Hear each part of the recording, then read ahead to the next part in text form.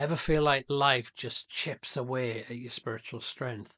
You start the week full of energy and ambition of what you're going to do and who you're going to be, but within a day, it's just like a balloon that's lost all its air. Well, over time, I've found that these 5 core habits, and I do every week, they keep me grounded and connected and spiritually strong. And they're so simple and practical that anyone can do these. So I'm just going to walk you through what I do each week to stay spiritually fueled up in case you want to steal any of them.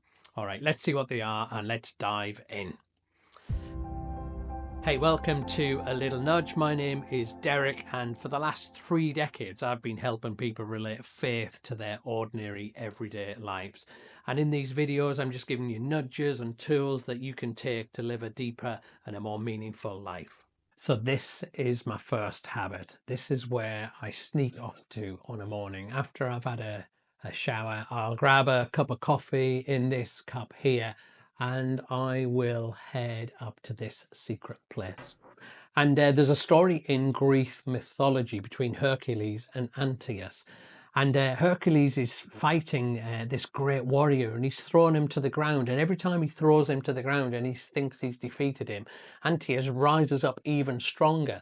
And that's because his mother is Gaia, the earth goddess. And so every time he's thrown to the ground, actually he's thrown towards his mother, who is his source of strength. And it's Hercules is the only way that he can win is to grab him and hold him up away from his source of strength, the earth, and then he weakens and then he can defeat him. And so I find that my first habit is to get some quiet, some prayer, some silence, that I throw myself onto my source of strength. And I read some readings out of that, and that takes me to get spiritually strong in the morning. My phone doesn't go on until after I've done this. I don't know what your spiritual source of strength is, but I suggest that that's where you start at the beginning of every day. The second thing that I do every week, usually on a Friday, maybe after work or sometimes on a Saturday morning, is I do a really simple weekly review. And I find, like, with all the gunk of the week, and sometimes feel a bit of guilt or shame, or I feel a bit lost about where I'm going and what I'm doing. And I find this is a brilliant reset or refresh for me. And I've had complicated systems over the years, but I've decided the simplest works the best. And this is the notebook that I use. You can see all the previous weeks from here.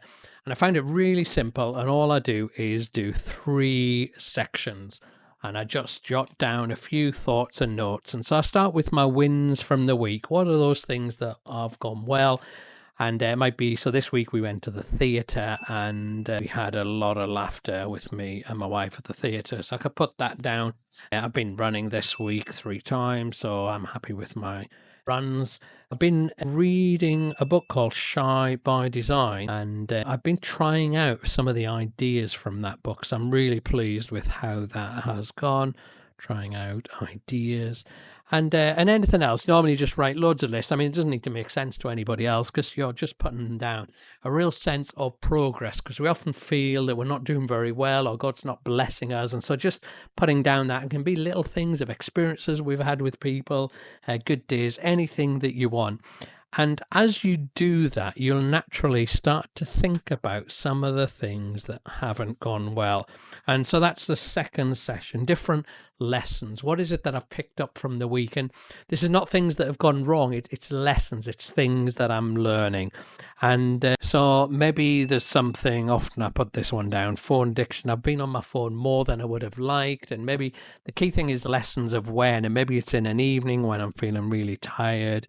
So you're looking for the lessons. Maybe it's my wife, Karen, not listening, and maybe she shared something difficult and I wasn't really present with her.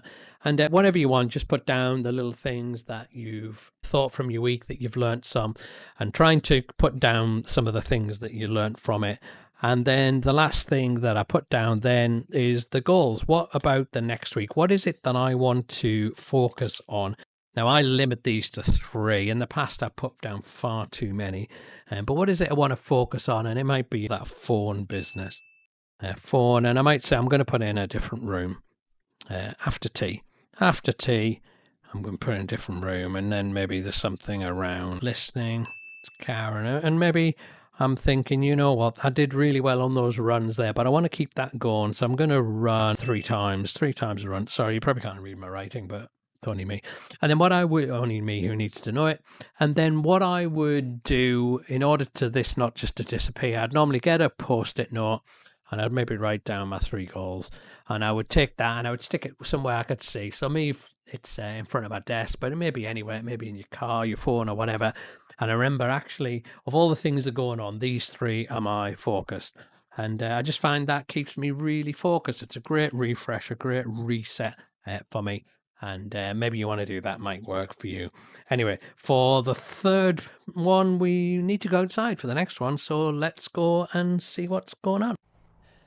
So I made 2 discoveries that led to this third habit that I do every week. And the first came from some research I discovered by this guy called Dr. Roger Ulrich. And he did some research with some students where he got 120 of them, and they induced a state of stress in them by getting them to watch stressful videos. He was getting them to watch accidents in a woodworking shop. So there was lots of blood spurted everywhere, people cut themselves, and so people watched it and got really stressed. And then he split them into 2 groups, and half of them watched some nature scenes, like a documentary in nature, and the other half watched some city life, cars and streets and that sort of stuff. And what he's discovered was this, that those that engaged with nature, their stress healed and reduced twice as quick than those involved with city life. That literally nature was twice as effective at healing. Their stress come down twice as fast when they're exposed to nature. And Dr. Roger Ulrich, he's done loads of research around being exposed to nature, how it heals us and it strengthens us and it detoxes us and all sorts of stuff. And so every week I go out like this for a walk in nature. I live in a city, so there's not a lot around, but anywhere where there's parks, where there's trees, and I just get out and walk. And I've discovered that the second thing about nature, not only does it detox us and get rid of stress, but I don't know if you're ever at school and you get told off for mind wandering and that you needed to concentrate and focus. Well, these days they've discovered that mind wandering, space where you just relax and you let your brain go anywhere, is actually a transformative activity. That when we do that, we get all sorts of new insights and new ideas. If you go for a walk for 30 minutes without your phone, by the way, get back, you'll have new thoughts and new ideas. You'll have a relationship that you want to repair, or you'll have a renewed sense of purpose about something. There's something about just letting our mind relax and wander, not like necessarily watching TV, but when we're active and gently walking, that can actually do something quite strong and spiritual to us. There's lots of interesting verses in the Psalms about this, which talk about trees praising God, about the skies revealing his glory, that nature itself shows us something of God. And so every week I make sure I get out at least once and I do a wander around nature, maybe 20, 30 minutes to a park or where there's trees. Now, I don't think that we are meant to live on life on our own. I think we have a deep need for connection to other people, and that's a key source of our spiritual strength. So the fourth thing that I do every week is I spend time connecting with other people. So I'm part of a church where we have a small group that meets every week, usually on a Thursday night. And because we want to be about relationships and community, we share a meal every week when we gather. And it's like super simple. Usually it's just baked potato. Everyone brings a bit of a filling and we just pile it on the table and we eat.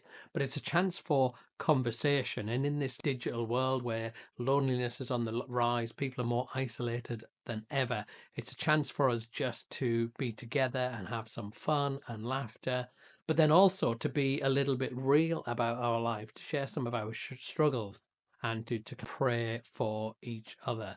And I think that when we share our vulnerabilities, when we share our struggles, actually we get strength from that. And I don't know if you've ever had someone and they'll maybe share something they're struggling with and they'll apologize for their vulnerability, but you feel stronger because they've shared, because they've been real. It takes away their mask. And there's no reason why you can't do this. You could just invite people around on a Friday night, get people just to bring different foods and keep it really simple, not complicated, don't make it a competition. And then crucially, try and take the conversation a little bit deeper. So rather than just talking politics or football or what your kids are up to, just Maybe just do this. Say, what's been your highlight of your week and what's been your low light? What's been your highlight and your low light? And just invite people to share. And you will find if you meet weekly with other people, that that'll add a lot of spiritual strength to your life. And then lastly, the fifth thing that I do is every night pretty much I will eat with my wife, and occasionally if my kids are around as well, and we'll just eat together. We never eat in front of the TV. We just eat and have conversation. So we'll usually say grace to eat, and then we'll just talk about our day or whatever, not structured at all. Sometimes it'll be a brief conversation and then we'll get on with other things.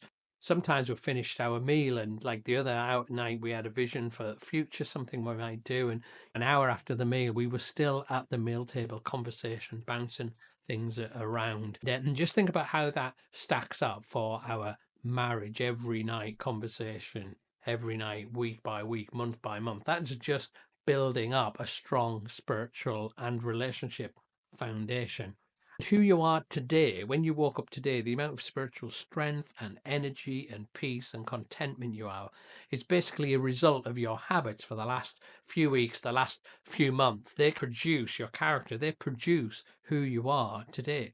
So projecting forward, who you're going to be next week or next month or in 6 months' time, what sort of strength and contentment and peace do you want to have? You can change the direction of that by adopting one or two different habits. You've got to pick stuff that suits your lifestyle. You don't copy mine or other people, but maybe craft it around who you want to be and what sort of input. It's not a religion, it's not like a legalistic thing. It's just making a few tweaks perhaps. And if you're thinking, actually what I would like to do is pray as part of that, and you don't know where to start, then watch this video next, because I'll show you how to start praying. And even if you're not religious, you're not churchy, but you want to pray and be spiritual, connect with God, then that is perfect video for you. Okay, thanks for watching, and I'll see you next time. Bye bye.